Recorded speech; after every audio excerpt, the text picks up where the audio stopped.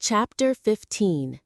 Copper had been acting strangely of late, Kenan thought, as he rolled over in his bed and watched her standing before the full-length mirror on the bathroom door. She pivoted slowly before the glass, eyeing herself critically, raising her arms over her head, holding them at her sides, flexing her supple spine and tightening muscles that moved like silken cords beneath her golden skin. "What are you trying to do? Become a muscle dancer?" Kenan asked idly. She whirled, a crimson blush deepening the tan of her face. "You were supposed to be asleep," she said. "I'm an unregenerate heel," he replied, "and I don't sleep too well nowadays unless you're beside me." "Well, I suppose you might as well know now as later," she said. "You'll know in any event." "Know what?" "That you're right. I am human." "And what brought on this sudden change of—" He stopped abruptly, his eyes widening. "Yes," Copper said, "I am with child. Your child. But that's impossible." She shook her head.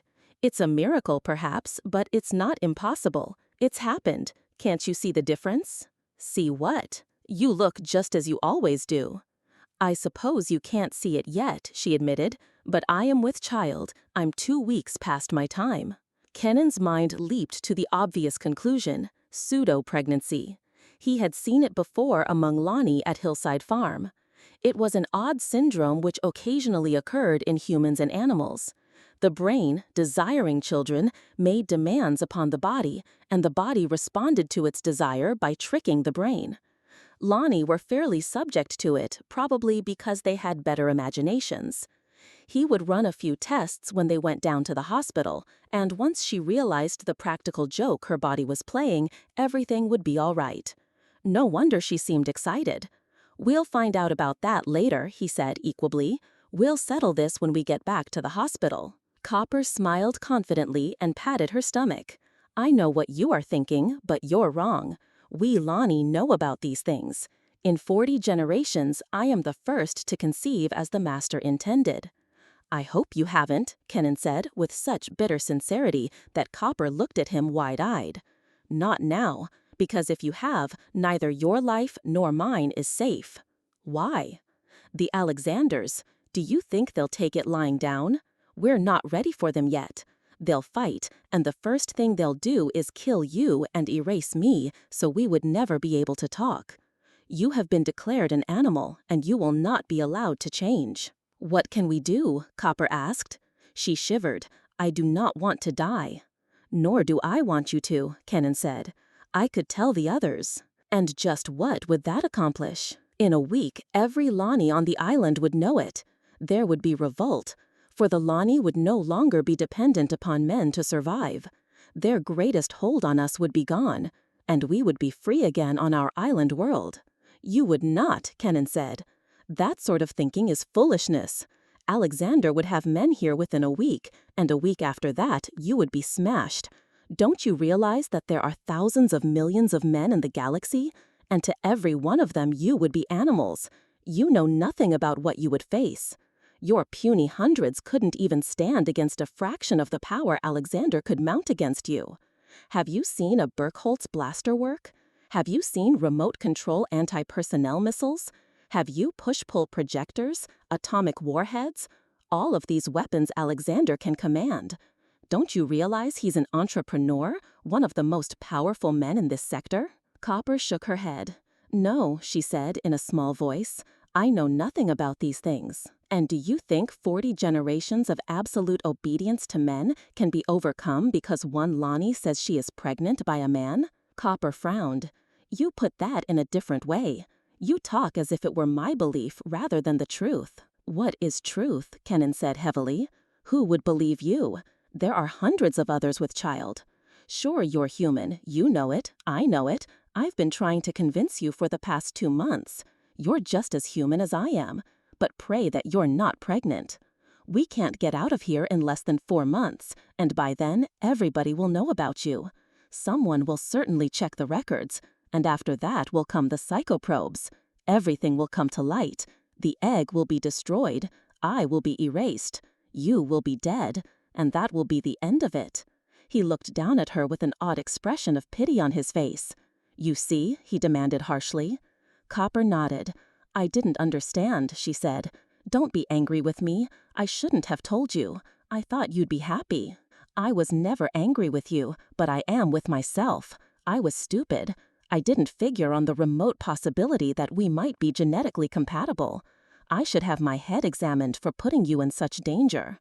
However, there's the possibility, the probability, that your body is playing a trick upon you." She shook her head. "You are wrong. I am not mistaken. I am with child, and the child is yours. But the fault is no more yours than mine. I wanted you before you looked on me. I still do, and I do not feel at fault. That I am yours, that my child is yours, is a thing of wonder and joy. Never could I have expected so much." Kenan looked down at her smudged face, streaked with the sudden rivulets of tears, and bitterness galled his throat. "Dear God, let her be wrong," he prayed silently. "Let it be pseudo-pregnancy this time. Let the tests be negative." But they weren't. Unequivocally, they confirmed Copper's diagnosis. Here was the proof he needed, the final test that would prove the Lani human. And he had no way of getting it where it would do any good. It would take at least 4 months of steady labor before the ship was ready, and he didn't have that sort of time. He was needed here, and his prolonged absence would cause suspicion and investigation. Something would have to be done, but what? He couldn't take Copper off the island in an airboat. They were checked with microscopic care by Otpin 1's IFF. A jeep didn't have enough range to take them to the mainland. And even if they got there, they couldn't get off the planet.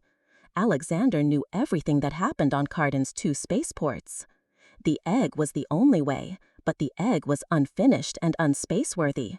Frantically, Kenan considered concealing Copper. He shook his head. It wouldn't work. It would be impossible to hide a baby on a place where every birth was recorded. Nor could one hide evidence of pregnancy in a Lani. Childbearing leaves telltale marks upon the body, and Copper, even if she could be concealed for the duration of her pregnancy, could never survive the sharp-eyed scrutiny of her fellows or the other humans. Questions would inevitably be asked. There had to be a solution. He rubbed his forehead wearily. It was strange how so little a thing as the union of a spermatozoon and an ovum could produce so much trouble. He looked across the office at Copper, placidly filing case cards. She wasn't worrying. With sublime faith, she was sure that he would find the answer, the one that would solve everything. He shuddered. The only logical solution was abortion, and that was unthinkable. He would not murder his child, nor would Copper permit it if he was capable of doing so. It was almost a relief when his phone rang and Blaloc's voice came cheerfully across the wire. "Tried to get you about an hour ago," the superintendent said, "but your girl said you were busy." "I was. You through now?" "Yes." "Well, get up to the fortress. Alexander just flew in and he's calling a meeting. Something important has come up." Something important? A wave of ice rattled down Kenan's spine, and then he grinned feebly. Alexander didn't know. He couldn't know. It had to be something else. "I'll be right up," he said, marveling at the calmness in his voice. Kenan couldn't help comparing this meeting with the one a year ago. The location was different. The conference room in Alexandria was more formal than Blaloc's parlor, but the same people were present: Alexander, Blalock, Jordan, and himself. Somehow, Alexander seemed to have shrunk. He was no longer as impressive as he had been. But the man still radiated force, even though it didn't seem quite so overpowering. The year, Kenan thought, had done much to build his self-confidence. He felt assured rather than nervous. "Good to see you, Kenan," Alexander said. "Reports say you're doing a good job." "I can't claim the credit," Kenan said. 85% of our success is due to cooperation from the operating staff. And that's Blaloc's doing. He knocked the heads of the division managers together, and they took care of their staffs. Otherwise, we could have had a bad time. But you didn't, Alexander said. And you were the motive force. "I've darn near motivated myself out of a job," Kenan said. "They cooperate all too well nowadays." "Which goes to prove that my theories on preventative medicine are right," Alexander said, turning to Blalock. "It looks that way," Blalock admitted, "but that could be because you picked a good man." "He's good in more ways than one," Alexander said. "Or did he tell you he saved Douglas's life out on Otpin 1? "He's never said a word." Alexander smiled. Another point in his favor, he knows how to keep his mouth shut. Not when he's telling someone what to do about disease, Jordan interjected. Or telling someone off when they haven't followed directions, Blalock added. Better and better. I was sure that he was the one we needed when we first met. Kenan felt his ears turn flaming red. But that's not the reason I brought you here. This isn't a Jack Kenan Admiration Society. I called you because I want to expand the Lani breeding program. Why? Jordan asked. Blalock stiffened. You know my feeling about that, sir. I've never liked the idea of selling them. If that's what's in your mind. Alexander shook his head. Simmer down, he said, as he seated himself at the head of the table. There's going to be no selling. The Lani are too valuable for that. We'll need them more than the money they'd bring on the market. You see, I've acquired a planet out on the periphery, a place called